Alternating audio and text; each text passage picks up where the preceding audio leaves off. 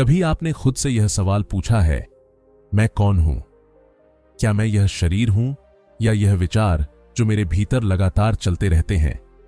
और अगर सोच ही मेरा अस्तित्व है, तो क्या सोचना ही मैं हूं? यही सवाल एक दिन एक व्यक्ति के मन में उठा। एक ऐसा व्यक्ति जिसने अपनी पूरी जिंदगी सच और भ्रम के बीच की महीन रेखा को पहचानने की कोशिश में बिता दी। उसने दुनिया के हर विश्वास, हर परंपरा, हर अनुभव को शक की दृष्टि से देखा, क्योंकि उसके लिए सच्चाई वही थी जो शक की अग्नि में जलकर भी बच जाए। उसका नाम था रेने देकार्त। वह व्यक्ति जिसने दुनिया को एक ऐसा वाक्य दिया जिसने पूरी आधुनिक सोच की दिशा बदल दी, कोजिटो एर्गो सम। मैं सोचता हूं इसलिए मैं हूं। उसके इस वाक्य ने दर्शन शास्त्र के इतिहास में एक क्रांति ला दी, क्योंकि इससे पहले मनुष्य सत्य को खोजने के लिए ईश्वर या धर्म पर निर्भर था। पर देकार्त ने कहा, नहीं, सत्य कहीं बाहर नहीं, वह मेरे भीतर है। वह मेरे सोचने की क्रिया में है। जब मैं सोचता हूं तो यह प्रमाण है कि मैं अस्तित्व में हूं। यह विचार न सिर्फ दर्शन बल्कि विज्ञान और मानव चेतना की जड़ तक पहुंच गया। कल्पना कीजिए, 17वीं शताब्दी का वह समय जब चर्च का शासन था, जहां सवाल पूछना भी पाप माना जाता था, और उसी युग में एक व्यक्ति बैठा सोच रहा था, क्या यह दुनिया सच में है? क्या जो कुछ मैं देखता हूं वह वास्तविक है या सिर्फ मेरे मन की छवि? क्या ईश्वर ने मुझे ऐसा बनाया है कि मैं भ्रम में रहूं? उसने इन सवालों से डरने के बजाय उन्हें अपने अस्तित्व की नींव बना लिया। रेने देकार्त का जीवन किसी साधारण दार्शनिक की कहानी नहीं, बल्कि उस मनुष्य की यात्रा है जिसने सोचने को एक आध्यात्मिक साधना बना दिया। उसने कहा, संदेह करो, पर इतना गहराई से कि संदेह भी खुद पर संदेह करने लगे। और जब संदेह का सागर थम गया, तब उसके भीतर से निकला सत्य कि सोचने वाला ही अस्तित्व का प्रमाण है। आज हम मशीनों, आर्टिफिशियल इंटेलिजेंस और साइंस की दुनिया में जी रहे हैं, जहां सब कुछ गणना और तर्क पर आधारित है। पर क्या यह सब उसी विचार की गूंज नहीं जो 400 साल पहले देकार्त के मन में जन्मी थी? उसके शब्द आज भी समय के पार गूंजते हैं। मैं सोचता हूं इसलिए मैं हूं। क्योंकि जब तक हम सोचते हैं तब तक हम सचमुच जिंदा हैं। फ्रांस का एक छोटा सा गांव था, ला हाये, जो अब उनके सम्मान में ला हाये देकार्त कहलाता है। 31 मार्च 1596 की एक ठंडी सुबह वहां एक बच्चे का जन्म हुआ, जिसका नाम रखा गया रेने देकार्त। उस दिन शायद किसी ने नहीं सोचा था कि यह शांत, नाजुक सा बच्चा एक दिन मानव इतिहास की सोच की दिशा ही बदल देगा। रेने का बचपन अन्य बच्चों की तरह नहीं था। वह शारीरिक रूप से कमजोर था, बार बार बीमार पड़ जाता था। डॉक्टरों को लगा कि यह बच्चा शायद ज्यादा दिनों तक नहीं जी पाएगा, लेकिन उसकी मां कहती थी, यह बच्चा भगवान का दिया हुआ वरदान है, यह किसी बड़े उद्देश्य के लिए आया है। और सच भी यही था। शायद प्रकृति ने उसके शरीर को कमजोर रखा ताकि उसका मन और भी गहराई से सोच सके। जब बाकी बच्चे खेलते थे, देकार्त खिड़की के पास बैठा आसमान को देखा करता। वह पूछता, ये तारे कौन हैं? क्या ये किसी ने बनाए हैं या ये खुद ही ऐसे हैं? बचपन में ही उसके भीतर सवालों का तूफान उठने लगा था। वह चीजों को जैसे थीं वैसे नहीं मानता था। वह उनके पीछे छिपे कारणों को जानना चाहता था। 12 वर्ष की उम्र में उसे जेसुइट स्कूल ला फ्लैश भेजा गया, जो उस समय का एक प्रतिष्ठित संस्थान था। वहां उसे लैटिन, गणित, तर्कशास्त्र और धर्म की शिक्षा दी गई। शिक्षक उसकी बुद्धिमत्ता से प्रभावित थे, पर वे अक्सर कहते, यह लड़का बहुत ज्यादा सवाल पूछता है। वास्तव में देकार्त का मन स्थिर नहीं था। वह हर उत्तर के पीछे एक और प्रश्न खोज लेता। उसे यह बात खटकती थी कि उसकी शिक्षा में बहुत सी बातें ऐसी हैं जो कहा गया है पर साबित नहीं किया गया है। उसे यह असंतोष भीतर भीतर खाता रहा। अगर सच्चा ज्ञान यही है तो इसमें इतना विरोधाभास क्यों? स्कूल में वह विशेष अनुमति पाकर सुबह देर से उठता था। शिक्षक उसे कहते, यह आलसी है, पर रेने कहते, नहीं, मैं देर तक सोचता हूं। उसके लिए नींद और जागरण के बीच की वह अवस्था सबसे सुंदर थी, जहां विचारों की गहराई खुलती थी। यही आदत उसकी पूरी जिंदगी में बनी रही। उसने खुद कहा था, मुझे तब सबसे अच्छी प्रेरणा मिलती है जब मैं बिस्तर में होता हूं। स्कूल खत्म करने के बाद उसने कानून की पढ़ाई शुरू की, पर मन वहां भी नहीं लगा। कानून, उसे लगता था, मानव के बनाए हुए नियम हैं जो समय और परिस्थिति के साथ बदलते रहते हैं। वह उस नियम की खोज में था जो कभी नहीं बदलता, जो हर समय हर जगह सत्य रहे। यही खोज उसे यात्रा पर ले गई। उसने फ्रांस, इटली, जर्मनी और नीदरलैंड की यात्रा की। वह सैनिकों के साथ भी रहा, क्योंकि उस समय के यूरोप में युद्ध चल रहे थे। पर वह युद्ध में लड़ने नहीं गया था, वह जीवन को देखने गया था, उसकी विविधता, उसका संघर्ष और उसके भीतर छिपा अर्थ जानने। 1619 में एक ठंडी रात, जब वह जर्मनी में डच सेना के शिविर में था, तब उसके जीवन में एक अद्भुत घटना हुई। उसने अपने जीवन का सबसे प्रसिद्ध स्वप्न देखा। उस सपने में उसे एक प्रकाश दिखा और एक आवाज सुनाई दी, सत्य का मार्ग तर्क से निकलता है। सुबह जब वह उठा तो उसे लगा जैसे उसके भीतर कोई दरवाजा खुल गया है। उसी क्षण से उसकी यात्रा शुरू हुई, बाहरी दुनिया से भीतर की दुनिया की ओर। उसने तय किया कि अब वह जीवन भर एक ही चीज की खोज करेगा, निश्चयात्मक सत्य, ऐसा सत्य जिसे कोई झूठ, कोई भ्रम, कोई संदेह मिटा न सके। उसने अपने सारे पुराने विश्वासों पर शक करना शुरू किया। उसने कहा, मैं जो कुछ जानता हूं उस पर मैं विश्वास नहीं कर सकता। शायद यह सब झूठ हो, शायद यह संसार ही भ्रम हो। पर वह डरता नहीं था। उसके लिए संदेह कमजोरी नहीं, बल्कि ज्ञान का पहला कदम था। उसने कहा, संदेह करना सच्चे ज्ञान की शुरुआत है। धीरे धीरे उसके मन में एक सवाल बार बार गूंजने लगा, अगर मैं हर चीज पर शक कर सकता हूं, तो क्या ऐसी कोई चीज है जिस पर शक न किया जा सके? और फिर एक दिन उसे उत्तर मिला, हां, एक चीज है जिस पर शक नहीं किया जा सकता, मेरा सोचना। क्योंकि अगर मैं सोच रहा हूं तो इसका मतलब है कि मैं अस्तित्व में हूं। भले ही बाकी सब भ्रम हो, पर मैं जो सोच रहा हूं वह सच है। यही था वह क्षण जब जन्म हुआ उस विचार का जिसने उसे अमर बना दिया, कोजिटो एर्गो सम। मैं सोचता हूं इसलिए मैं हूं। इस खोज तक पहुंचने में उसने वर्षों की साधना की। यह किसी पुस्तक से नहीं आया था, यह उसकी आत्मा के भीतर से निकला हुआ सत्य था। उसने दुनिया के हर अनुभव को अपनी चेतना की कसौटी पर परखा और अंत में पाया कि सच्चा अस्तित्व बाहरी नहीं, भीतरी है। लेकिन यह समझ केवल दार्शनिक नहीं थी, यह बहुत व्यक्तिगत भी थी। एक ऐसा व्यक्ति जिसने बचपन में बीमारियों, अकेलेपन और असंतोष को झेला, उसके लिए सोचना सिर्फ एक मानसिक क्रिया नहीं थी, यह जीवित रहने का प्रमाण था। जब लोग उसे अनसुना करते, जब उसका शरीर साथ नहीं देता, तब भी उसका मन सक्रिय रहता, और उस सक्रियता में उसे अपनी अस्तित्व की गवाही मिलती थी।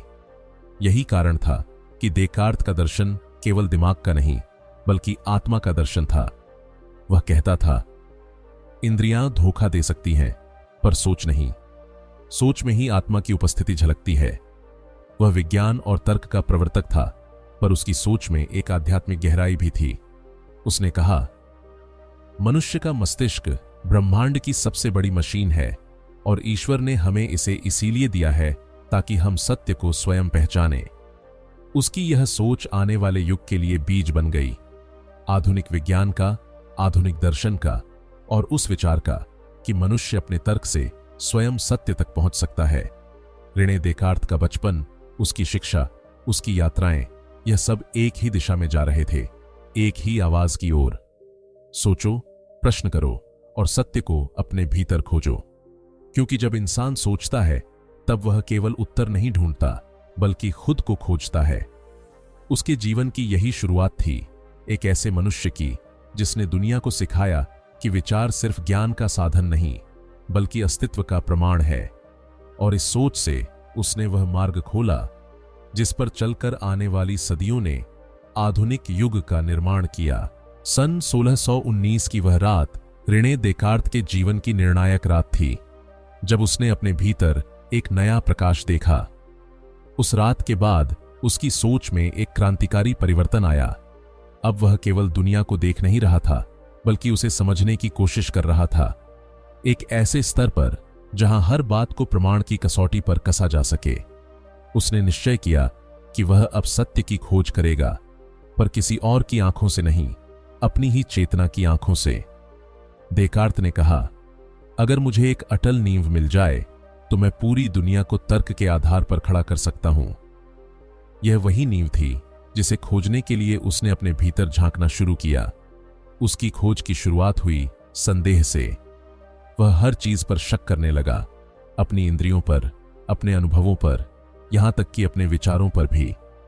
वह कहता, मैंने कभी सूर्य को उदय होते देखा है, पर क्या यह सचमुच उदय होता है? क्या यह मेरी आंखों का भ्रम नहीं हो सकता? मैं महसूस करता हूं कि यह दुनिया ठोस है, पर क्या यह किसी स्वप्न जैसी नहीं? उसने अपने जीवन की हर निश्चितता को प्रश्न बना दिया, क्योंकि उसके लिए सच्चाई वही थी जो किसी भी शक के बाद भी अटल रहे। यहां तक कि उसने ईश्वर पर भी प्रश्न उठाया। वह बोला, अगर कोई सर्वशक्तिमान ईश्वर है तो क्या वह ऐसा नहीं कर सकता कि वह मुझे भ्रम में रखे? क्या यह संभव नहीं कि वह मुझे एक स्वप्न दिखा रहा हो और मैं उसे वास्तविक समझ रहा हूं? यह प्रश्न उस समय बहुत साहसिक था।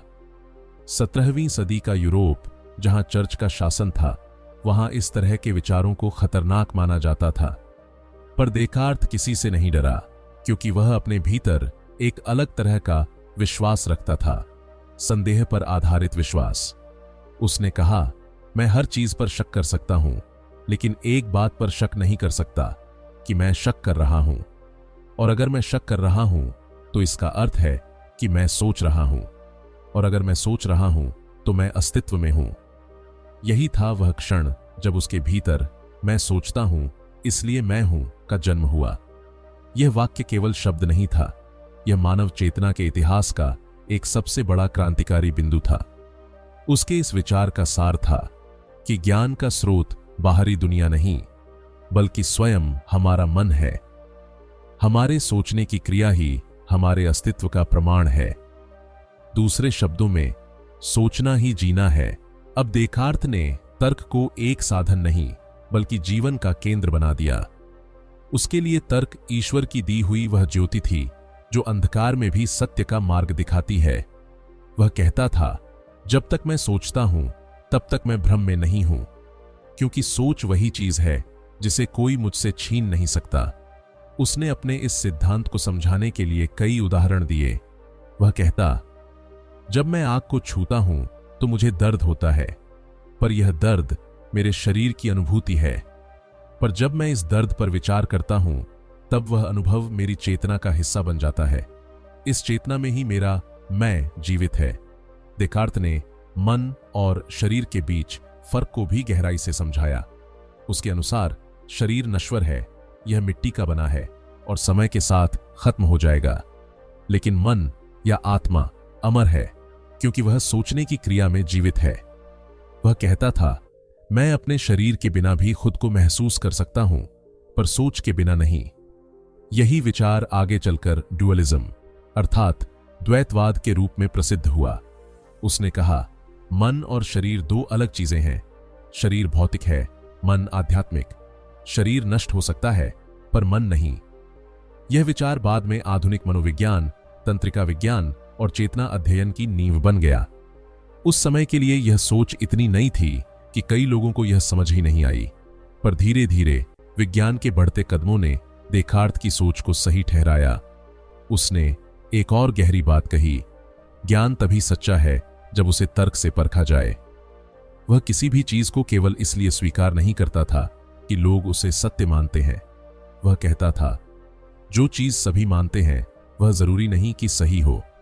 सच्चा ज्ञान वह है जो स्पष्ट हो, जिसे समझने में कोई भ्रम न रहे। इस सिद्धांत को उसने नाम दिया मेथोडिक डाउट, यानी विधिसंगत संदेह।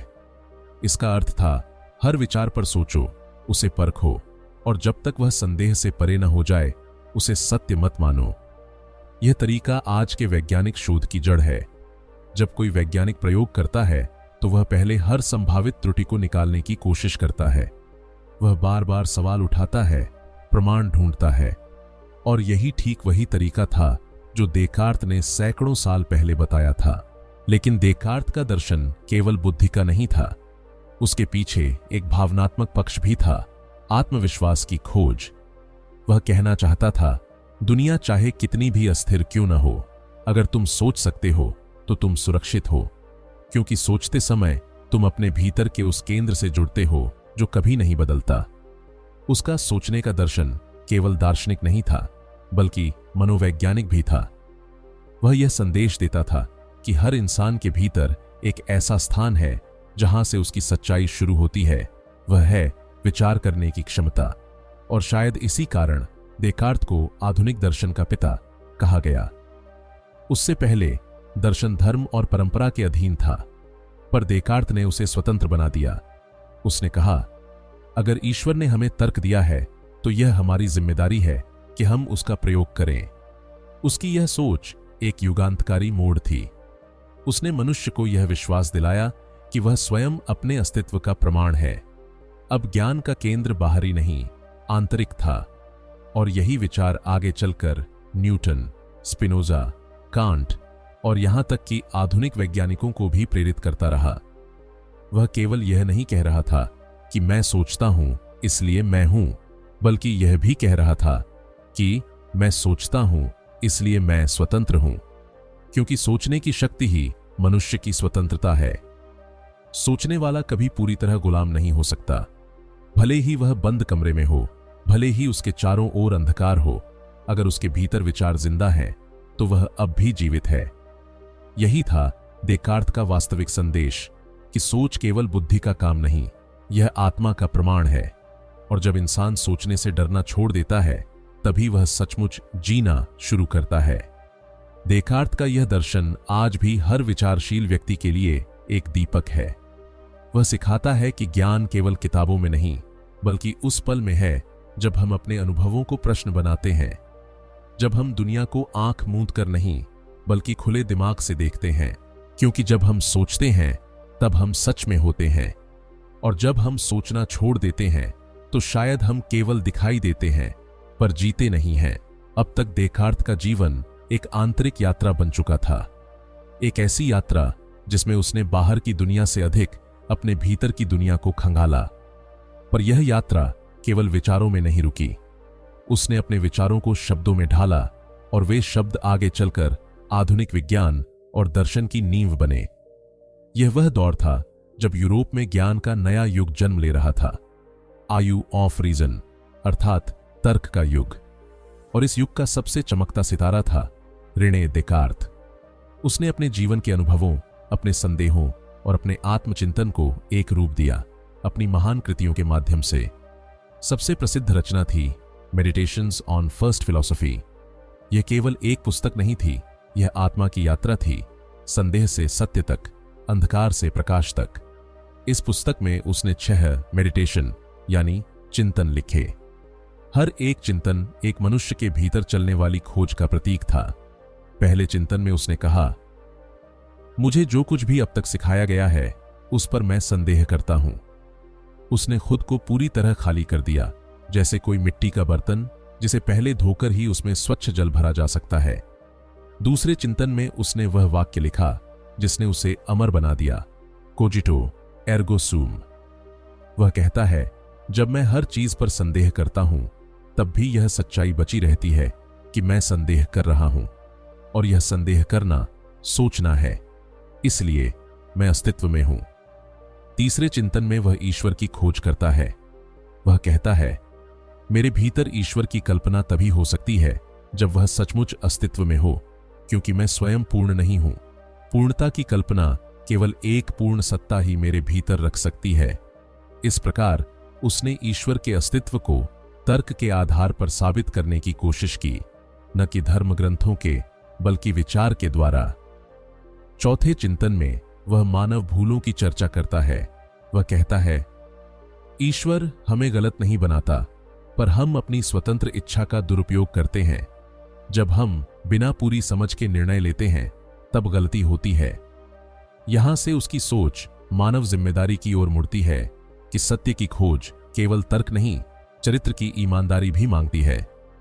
पांचवें और छठे चिंतन में वह शरीर और मन के संबंध पर चर्चा करता है।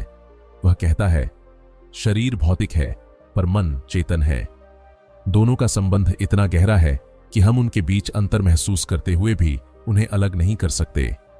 यहीं से उसकी प्रसिद्ध अवधारणा माइंड बॉडी ड्यूलिज्म का जन्म हुआ, जो आगे चलकर पश्चिमी दर्शन और विज्ञान दोनों में केंद्रीय विषय बन गया। इस पुस्तक ने यूरोप में हलचल मचा दी। कई लोगों ने कहा, देकार्त ईश्वर को विज्ञान से साबित करना चाहता है। दूसरों ने कहा, वह मनुष्य को ईश्वर से बड़ा बना रहा है। लेकिन देकार्त शांत था। उसके लिए यह कोई विरोध नहीं था, बल्कि एक पुल था जो विश्वास और तर्क के बीच संबंध स्थापित करता था। मेडिटेशन के अलावा उसकी एक और महान कृति थी, डिस्कर्स ऑन दी मेथड। यह पुस्तक उसकी सोच का घोषणा पत्र थी। उसने लिखा, हर मनुष्य में तर्क की समान शक्ति है, पर हम सभी उसका उपयोग समान रूप से नहीं करते। वह कहता है, अगर हम अपने विचारों को क्रमबद्ध ढंग से समझें, उन्हें छोटे छोटे हिस्सों में बांटें और फिर उन्हें तर्क के अनुसार जोड़ें, तो हम किसी भी विषय की सच्चाई तक पहुंच सकते हैं। यही वह सिद्धांत था जिसने आधुनिक विज्ञान की साइंटिफिक मेथड को जन्म दिया, observation, analysis, experiment and proof. यानी पहले देखो, फिर सोचो, फिर प्रयोग करो और फिर प्रमाण दो। उसने लिखा, मुझे यह विश्वास है कि जो भी चीज तर्क से समझी जा सकती है, उसे किसी न किसी रूप में सिद्ध किया जा सकता है। यह विचार उस समय के लिए क्रांतिकारी था, क्योंकि तब तक लोग विज्ञान को ईश्वर की देन मानते थे। पर देकार्त ने कहा, ईश्वर ने हमें तर्क इसलिए दिया है ताकि हम स्वयं सत्य तक पहुंच सकें। उसकी तीसरी महत्वपूर्ण पुस्तक थी प्रिंसिपल ऑफ फिलॉसफी, जिसे उसने अपने शिष्य और मित्रों के लिए लिखा था। यह पुस्तक दर्शन और विज्ञान के बीच एक सेतु थी। इसमें उसने कहा, दुनिया एक विशाल मशीन है जो गणित और नियमों पर चलती है, और यह नियम ईश्वर ने बनाए हैं। यहीं से आधुनिक भौतिकी की नींव पड़ी, क्योंकि देकार्त ने दुनिया को एक तर्कसंगत गणनात्मक व्यवस्था के रूप में देखा। उसने गणित को ज्ञान का सबसे शुद्ध रूप माना। वह कहता था, गणित में कोई भ्रम नहीं होता, क्योंकि वहां हर चीज स्पष्ट और निश्चित होती है। इसी सोच से उसका प्रसिद्ध कार्टेशियन ज्योमेट्री जन्मा, जहां उसने बीजगणित और ज्यामिति को जोड़ा। उसने एक्स और वाई अक्षों की अवधारणा दी, जिससे हर आकृति को संख्या में बदला जा सका। आज जिस ग्राफ और कोऑर्डिनेट सिस्टम को हम सहज मानते हैं, वह उसी की देन है। कल्पना कीजिए, एक दार्शनिक जो आत्मा और सत्य की बात करता है, वही व्यक्ति गणित और भौतिकी की नई भाषा भी गढ़ता है। यही था देकार्त का चमत्कार। वह विचारक था, वैज्ञानिक था और कवि भी, क्योंकि उसके विचारों में तर्क की भी कविता थी। उसकी पुस्तकों ने यूरोप के हर विश्वविद्यालय में हलचल मचा दी। छात्र कहते, देकार्त हमें सोचने के लिए मजबूर करता है। शिक्षक कहते, वह परंपरा को चुनौती देता है। और चर्च कहता, वह लोगों के मन में संदेह बो रहा है। पर उसके लिए यह सब केवल शब्द थे। वह कहता था, अगर मेरे विचारों से संदेह पैदा होता है तो यह अच्छा है, क्योंकि सच्चा विश्वास वही है जो संदेह की परीक्षा से गुजरे। देकार्त ने अपने जीवन का हर क्षण एक साधक की तरह जिया। वह न किसी संप्रदाय का था, न किसी विचारधारा का। उसका एक ही धर्म था, तर्क। उसका एक ही ईश्वर था, सत्य। उसने कभी लोगों से अपने दर्शन को मानने की अपेक्षा नहीं की। वह केवल यही चाहता था कि लोग स्वयं सोचें। वह कहता था, सवाल पूछो, क्योंकि सवाल ही वह दरवाजा है जो हमें झूठ से बाहर और सत्य के भीतर ले जाता है। देकार्त की सबसे बड़ी उपलब्धि यही थी। उसने इंसान को सोचने की स्वतंत्रता दी। उसने यह विश्वास दिलाया कि सच्चाई किसी और की संपत्ति नहीं है, वह हर उस व्यक्ति की है जो उसे ईमानदारी से खोजता है। वह केवल किताबें नहीं लिख रहा था, वह एक नया युग लिख रहा था, और इस युग का पहला वाक्य था, मैं सोचता हूं इसलिए मैं हूं। क्योंकि जब इंसान सोचने की हिम्मत करता है, तब वह अपने भीतर के देवत्व को पहचानता है, और वही पहचान उसे सच्चे अर्थों में मनुष्य बनाती है। रेने देकार्त का जीवन जितना उज्जवल था, उतना ही एकांतपूर्ण भी। उसकी सोच जितनी गहरी थी, उतनी ही असहज कर देने वाली भी, विशेषकर उस समय के समाज के लिए। क्योंकि 17वीं सदी का यूरोप अब भी धर्म और परंपरा की जंजीरों में जकड़ा हुआ था। वहां सत्य की खोज चर्च के नियमों से बाहर नहीं जा सकती थी, और देकार्त वही कर रहा था जो उस युग में सबसे बड़ा पाप माना जाता था। वह सोच रहा था। उसकी पुस्तकों के प्रकाशन के बाद, खासकर मेडिटेशंस ऑन फर्स्ट फिलॉसफी और डिस्कर्स ऑन द मेथड के बाद, चर्च के कई विद्वान उसके विचारों से असहज हो उठे। उन्हें लगा कि यह व्यक्ति ईश्वर की सत्ता को चुनौती दे रहा है और मनुष्य को ईश्वर से बड़ा बता रहा है। पर देकार्त का उद्देश्य ईश्वर का विरोध नहीं था। वह तो ईश्वर की सृष्टि को समझना चाहता था, पर आंख मूंद कर नहीं, तर्क की रोशनी में। लेकिन समाज को यह समझाना आसान नहीं था। कई धार्मिक विद्वान उसे एथियस्ट यानी नास्तिक कहने लगे। कई लोग उसकी पुस्तकों को प्रतिबंधित करवाने की मांग करने लगे। उस समय गैलीलियो को भी चर्च ने वैज्ञानिक विचारों के लिए प्रताड़ित किया था, और देकार्त जानता था कि अगला निशाना वही हो सकता है। इसलिए उसने अपने कई लेख प्रकाशित करने से रोक लिए। वह कहता था, मैं सोचने से डरता नहीं, पर दुनिया अभी सोचने के लिए तैयार नहीं है। यही कारण था कि उसने धीरे धीरे एकांत का जीवन अपना लिया। उसने फ्रांस छोड़कर नीदरलैंड का रुख किया, एक ऐसा देश जो तुलनात्मक रूप से उदार था और जहां विचारों की स्वतंत्रता थोड़ी अधिक थी। वह वहां लगभग 20 वर्षों तक रहा। दिन में वह शांत कमरों में लिखता, रात में तारों को देखता और अपने भीतर की आवाज को सुनता। वह अक्सर कहता था, मेरा एकमात्र साथी मेरा विचार है। फिर भी यह एकांत उसके लिए कष्ट नहीं, साधना था, क्योंकि उसके लिए सोचना ही जीवन था। वह कहता था, मैं जितना अकेला होता हूं उतना अधिक स्वयं से जुड़ता हूं। वह साधु की तरह जी रहा था, लेकिन उसका आश्रम कोई जंगल नहीं, उसका मस्तिष्क था। पर समाज की आलोचना उसके पीछे पीछे वहां तक पहुंच गई। वह जिस भी पुस्तक को प्रकाशित करता, उस पर विवाद खड़ा हो जाता। प्रिंसिपल ऑफ फिलॉसफी के प्रकाशन के बाद तो आलोचकों ने उसे धर्मद्रोही कह दिया। लोगों ने कहा, यह व्यक्ति ईश्वर को गणित के सूत्रों में बांधना चाहता है। पर देकार्त का उत्तर बड़ा सरल था, मैं ईश्वर को सीमित नहीं कर रहा, मैं उसके नियमों की सुंदरता समझ रहा हूं। उसे दुख तब हुआ जब उसके कुछ अपने ही शिष्यों ने उसके विचारों को गलत रूप में फैलाया। कई लोगों ने कहा, देकार्त ने कहा है कि आत्मा और शरीर अलग हैं, इसलिए आत्मा अमर नहीं हो सकती। लेकिन देकार्त का उद्देश्य यह नहीं था। वह तो कहना चाहता था कि आत्मा भिन्न है, पर वह ईश्वर से जुड़ी है। उसके लिए मन, आत्मा और सोच, ये तीनों एक ही सत्य की अलग अलग परछाइयां थीं। फिर भी उसकी सोच को तोड़ मरोड़ कर पेश किया गया। लोगों ने उसके दर्शन को ठंडा, भावनाहीन और अतितर्कवादी कहना शुरू कर दिया।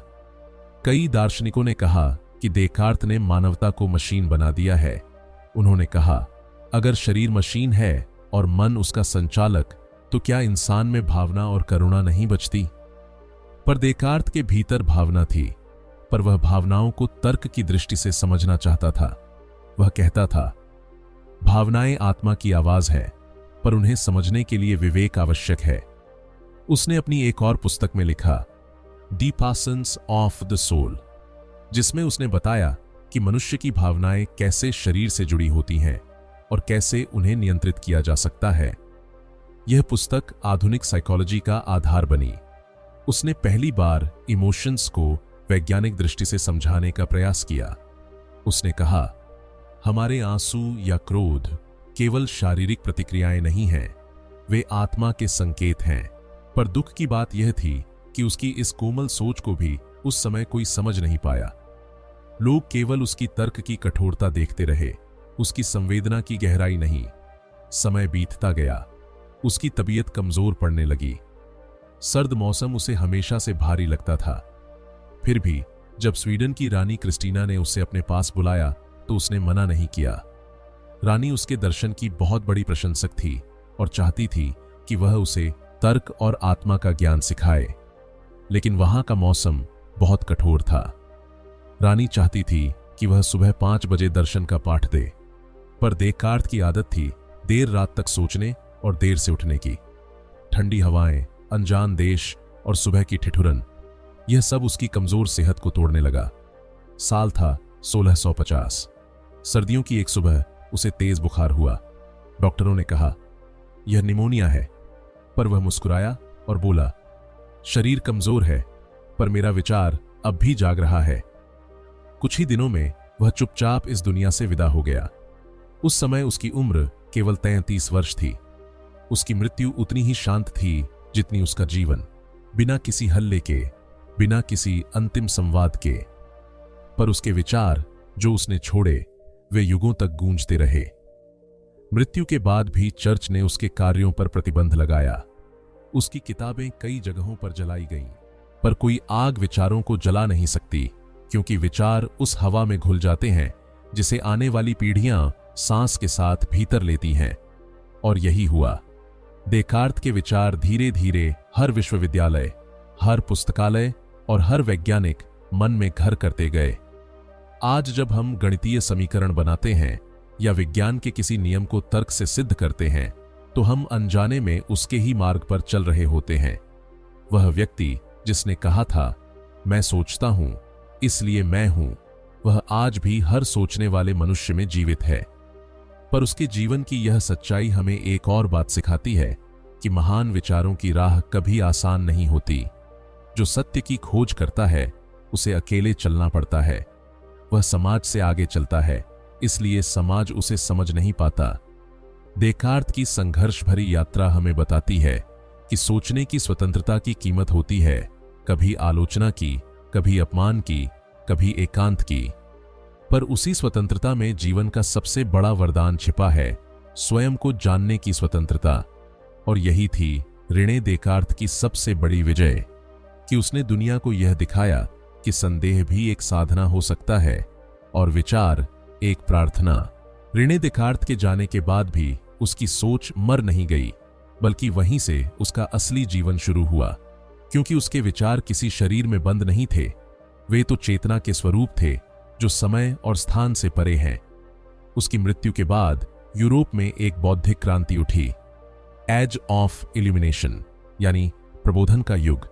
और इस युग का केंद्र वही विचार था जिसे देकार्त ने बोया था, सोचना, प्रश्न करना और तर्क से सत्य की खोज करना। उसके शब्द कोजिटो एर्गो सम एक नारे की तरह फैल गए। हर विचारक, हर वैज्ञानिक, हर लेखक ने किसी न किसी रूप में उसकी सोच को अपनाया। उसके दर्शन ने पश्चिमी विचारधारा की नींव को हिला दिया और एक नई नींव रख दी जो ईश्वर केंद्रित नहीं बल्कि मनुष्य केंद्रित थी।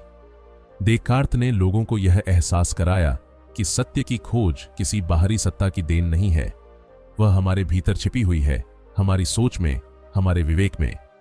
उसने कहा था, मनुष्य को सच्चाई पाने के लिए किसी और की छाया की आवश्यकता नहीं, उसे केवल अपने भीतर झांकना है। यही विचार आगे चलकर आधुनिक मानवतावाद, ह्यूमनिज्म की जड़ बना। उसकी सोच से विज्ञान में भी क्रांति आई। उसके तर्क आधारित दृष्टिकोण ने वैज्ञानिक पद्धति, साइंटिफिक मेथड को दिशा दी। गैलीलियो, न्यूटन, पास्कल और आगे चलकर आइंस्टीन, इन सब के विचारों में कहीं न कहीं देकार्त की झलक थी। न्यूटन का प्रसिद्ध कथन, nature is written in the language of mathematics, Descartes की उस सोच से प्रेरित था जिसमें उसने कहा था, सृष्टि को गणितीय नियमों से समझा जा सकता है। आज जो गणितीय ग्राफ, विश्लेषण और ज्यामितीय सूत्र हम उपयोग करते हैं, वह सब कार्टेशियन कोऑर्डिनेट सिस्टम से ही संभव हुआ, जिसे देकार्त ने आविष्कार किया। उसने गणित को केवल संख्या नहीं बल्कि विचार की भाषा बना दिया। उसके लिए हर गणना एक ध्यान थी, हर रेखा एक तर्क की कविता। पर उसका प्रभाव केवल विज्ञान या गणित तक सीमित नहीं था। दर्शन शास्त्र में उसने एक नई सोच का द्वार खोला। उससे पहले सत्य का आधार धर्म या अनुभव था, पर देकार्त ने कहा, सत्य का आधार केवल स्पष्ट और निर्विवाद विचार होना चाहिए। यही विचार आगे चलकर रैशनलिज्म कहलाया, एक ऐसी विचारधारा जिसने कहा कि ज्ञान का सबसे शुद्ध स्रोत तर्क है, न कि अनुभव या परंपरा। उसके बाद आने वाले महान विचारक स्पिनोजा, लाइबनिट्ज, कांट, सभी ने अपने अपने तरीके से देकार्त की सोच को आगे बढ़ाया। स्पिनोजा ने कहा, ईश्वर स्वयं प्रकृति है, और यह विचार सीधे देकार्त की उस खोज से निकला था जिसमें उसने कहा था कि ईश्वर वह है जिससे पूर्णता की कल्पना उत्पन्न होती है। लाइबनिट्ज ने उसके मन और पदार्थ के द्वैत को और गहराई से समझाया और कांत ने तो उसकी तर्क शक्ति को नैतिकता और स्वतंत्रता से जोड़ दिया। कांत ने लिखा, देकार्त ने हमें यह सिखाया कि हम जिस दुनिया को देखते हैं वह केवल वस्तुओं की नहीं बल्कि हमारे विचारों की दुनिया है। यह कथन अपने आप में उसकी सोच के प्रभाव का प्रमाण था और अगर हम आधुनिक मनोविज्ञान की बात करें तो वहां भी देकार्त की छाप गहरी दिखाई देती है। उसकी मन और शरीर की अवधारणा ने आगे चलकर साइकोलॉजी और न्यूरोसाइंस दोनों को जन्म दिया। उसके बाद आने वाले विचारकों जैसे William James, Sigmund Freud, Carl Jung सबने किसी न किसी रूप में देकार्त के विचारों को पुनः परिभाषित किया। वह कहता था, शरीर और मन अलग हैं पर संवाद में हैं और यही संवाद बाद में मनोदैहिक संबंध माइंड बॉडी कनेक्शन के रूप में आधुनिक चिकित्सा में केंद्रीय सिद्धांत बना। देकार्त के विचारों ने धर्म को भी नए सिरे से सोचने पर मजबूर किया। उसने ईश्वर को तर्क के विरुद्ध नहीं बल्कि तर्क के भीतर रखा। उसने कहा, ईश्वर ने हमें सोचने की क्षमता दी है और यही उसका सबसे बड़ा उपहार है। इसलिए सोचते समय हम ईश्वर से दूर नहीं जाते बल्कि उसके निकट पहुंचते हैं। इस विचार ने ईसाई धर्म की कई पुरानी धारणाओं को बदला और फेथ विद रीजन यानी तर्क संगत विश्वास की अवधारणा को जन्म दिया। उसका असर कला, साहित्य और राजनीति तक फैला। वोल्टेयर, रूसो और दिदरो जैसे दार्शनिकों ने देकार्त के विचारों से प्रेरणा लेकर फ्रेंच एनलाइटनमेंट को जन्म दिया, जिसने आगे चलकर फ्रांसीसी क्रांति की वैचारिक नींव रखी। स्वतंत्रता, समानता और बंधुत्व, यह तीनों विचार देकार्त की सोच के बीज से ही फूटे थे, जहां उसने कहा था, मनुष्य स्वतंत्र है क्योंकि वह सोच सकता है। देकार्त की सोच ने आधुनिक युग को यह सिखाया कि सोचना कोई विलासिता नहीं बल्कि जिम्मेदारी है। उसने कहा था, संदेह करो पर अपने संदेह को भी परखो, क्योंकि सत्य वहीं जन्म लेता है जहां हम प्रश्न पूछने की हिम्मत करते हैं। उसके विचार आज भी आधुनिक विज्ञान और दर्शन की हर शाखा में गूंजते हैं। आर्टिफिशियल इंटेलिजेंस, रोबोटिक्स, न्यूरोफिलॉसफी, हर जगह देकार्त की वह बुनियादी बात फिर से जीवित होती है, सोचना ही अस्तित्व का प्रमाण है।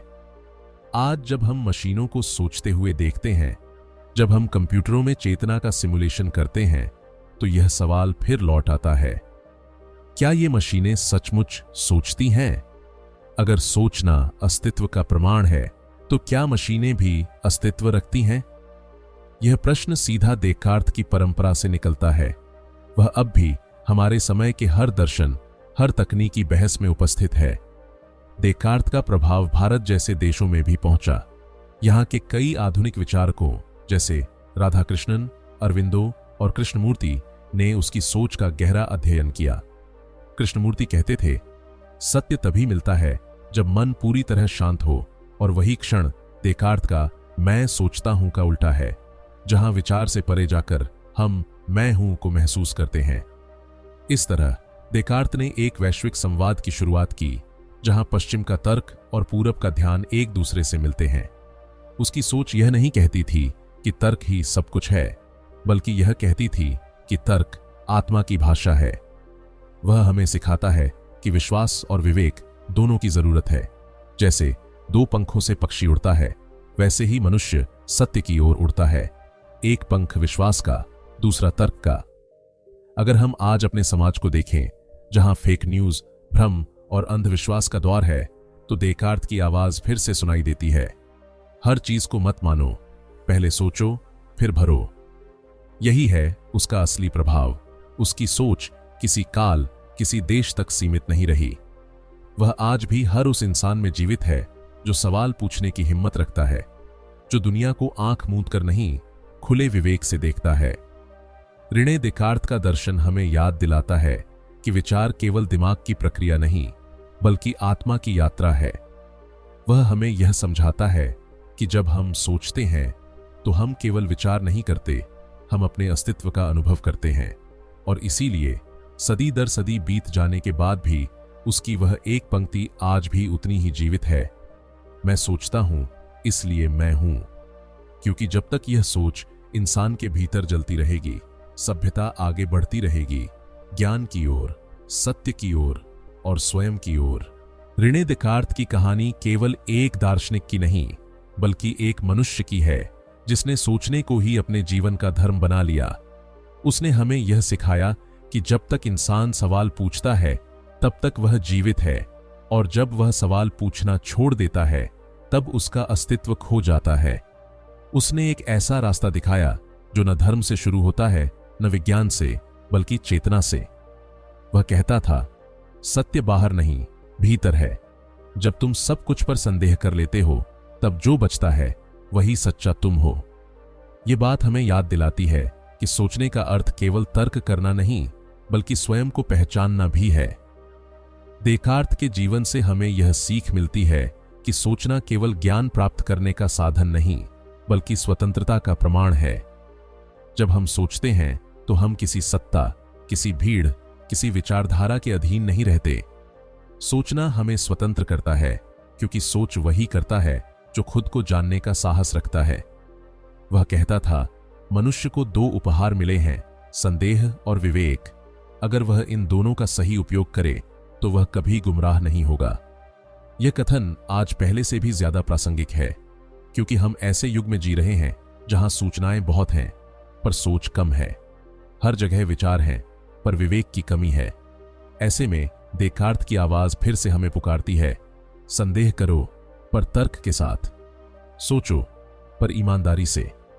उसकी सबसे बड़ी विरासत यही है कि उसने हमें आत्मचेतना का बोध कराया।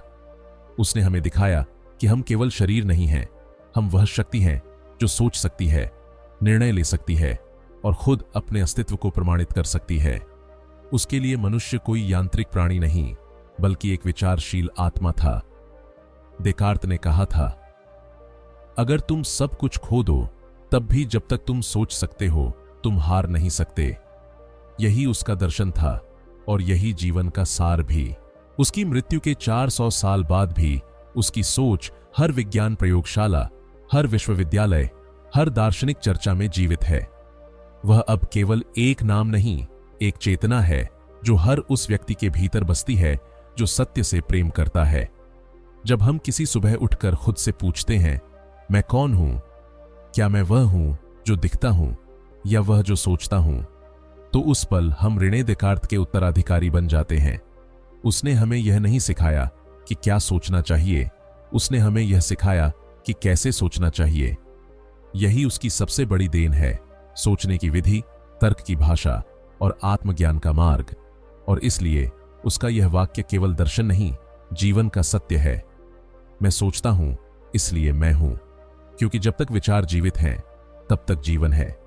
जब तक प्रश्न पूछने की हिम्मत है तब तक प्रकाश है, और जब तक हम सोच सकते हैं हम कभी खो नहीं सकते। अगर आप भी अपने जीवन में सच्चाई को खोजने की हिम्मत रखते हैं, अगर आप भी सोचने की शक्ति पर विश्वास करते हैं, तो याद रखिए, दुनिया वही बदलते हैं जो सोचने से डरते नहीं। सोचिए, महसूस कीजिए और स्वयं को जानिए, क्योंकि सोचना ही होना है।